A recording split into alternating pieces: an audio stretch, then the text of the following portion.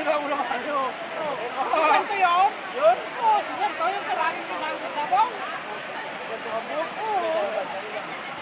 Hello sa ating mga kababayan. Finally, nakapag-live ho ako dito sa bahaging ito, sa mataas na bahaging ito ng Basod Hidden Falls.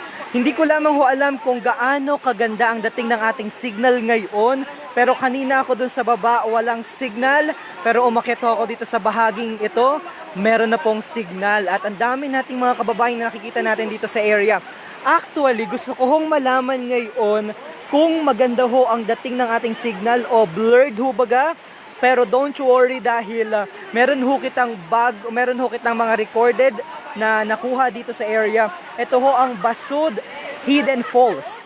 Hindi ko lamang ho alam kung maganda ho ang dating ng ating signal, pero meron hong hanggang dito pala ay merong signal ang Sun Cellular, pero ang challenging lamang ho doon ay H+ lamang siya, hindi siya 4G.